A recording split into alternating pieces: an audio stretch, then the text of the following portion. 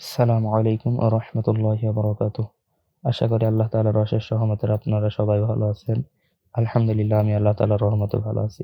তো আজকে আমরা গত ভিডিওতে দেখিয়েছিলাম যে কিভাবে গ্রিড তৈরি করতে হয়। গ্রিড একটা প্রক্রিয়ায় শিখিয়েছিলাম। তো আজকে আরেকটা প্রক্রিয়ায় গ্রিড শেখাবো। তারপরে ইনশাআল্লাহ আগামীতে গ্রিড দিয়ে লোগো তৈরি করা শেখাবো। তো আজকে যেই গ্রিডটা শেখাবো সেইটার নাম মূলত গোল্ডেন রেশিও। গোল্ডেন রেশিও নামে পরিচিত। তো গোল্ডেন রেশিও কি? গোল্ডেন রেশিও দিয়ে অনেক কিছু গোল্ডেন রেশিও হচ্ছে সার্কেল বৃত্ত কিছু বৃত্তকে গোল্ডেন রেশিও বলা হয়। তো গোল্ডেন রেশিওর একটা নির্দিষ্ট মাপ আছে। তো একটা প্রথম গোল্ডেন রেশিওটা যতটুকু হবে দ্বিতীয় রেশিওটা হবে তার ডবল এবং দ্বিতীয়টা ততটুকু হবে প্রথমটা এবং দ্বিতীয়টা মিলে যা হবে ততটুকু এবং তারপরেরটা হবে তার আগের দুইটা যোগফল এইভাবেই হবে। তো তার জন্য আমরা সর্বপ্রথম এইখানে গোল্ডেন রেশিওর জন্য এইখানে একটা বক্স নিয়ে নিলাম রেক্টেঙ্গুলার। অবশ্যই শিফট চেপে ধরে নেব কারণ আমাদের বর্গাকার লাগবে। তো শিফট চেপে ধরে একটা বক্স নিলাম এবং এইখান থেকে আমরা কালারটা স্ট্রোকে করে দিলাম।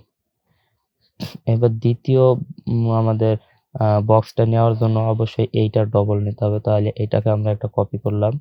কপি করার পর এইবার আমরা আবার রেক্টেঙ্গুলার নিয়ে আমরা এই কর্নার থেকে এই কর্নার পর্যন্ত শিফট চেপে আঁকলাম এবং তৃতীয়টা নেওয়ার জন্য এই কর্নার থেকে এই কর্নার পর্যন্ত শিফট চেপে আঁকলাম এবং চতুর্থটা নেওয়ার জন্য এই যে বলেছি আমি যে তার আগের দুইটা যোগফল তাহলে এইটা এবং এইটার যোগফল হবে চতুর্থ বক্সটা।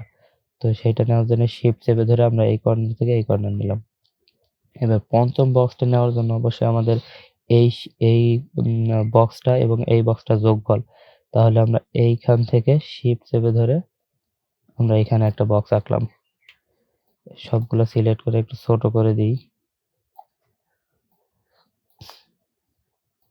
এবার তারপরের যেই বক্সটা হবে সেই বক্সটা হচ্ছে আমাদের এই বক্সটা আর এই বক্সটা মানে আগের দুইটা বক্সের যোগফল। তাহলে আমরা এইখান থেকে শিফট চেপে ধরে আমরা এই কর্নার পর্যন্ত নিলাম। এখন কয়টা হয়েছে? ১ টা ২ টা ৩ টা ৪ টা ৫ টা ৬ টা। তো আমরা আরেকটা নিব।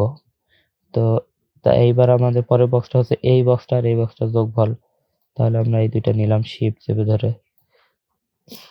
তো গোল্ডেন রেশিও মূলত ৯ থেকে ৭ থেকে ৯ টা নেওয়া যায়। তো ৭ টা নিলেই এনাফ অথবা ৯ টাও নিতে পারেন আপনারা। নেওয়ার পর এইবার আমরা এখানে সার্কেল তৈরি করব। সার্কেল করার জন্য মূলত আমাদের প্রথম যেটা আছে প্রথম যে রেশিওটা আছে এইটা আমাদের লাগবে না যেহেতু আমরা এইটা নিয়েছিলাম শুধুমাত্র দ্বিতীয়টা তৈরি করার জন্য। তো প্রথমটা মূলত আমাদের লাগছে না।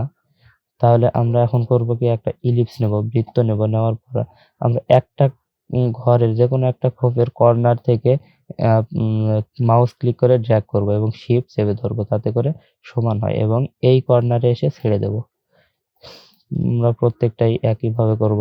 শিফট চেপে ধরে এই কর্নারে এসে যখন দেখাবে যে অ্যাঙ্কর পয়েন্ট সেট হয়ে গেছে তখন আমরা ছেড়ে দেব। তো এইবার আমরা একইভাবে এই ঘরটাকে আমরা পূরণ করে নিই। ব্যাস হয়ে গেছে। একটু ছোট করি।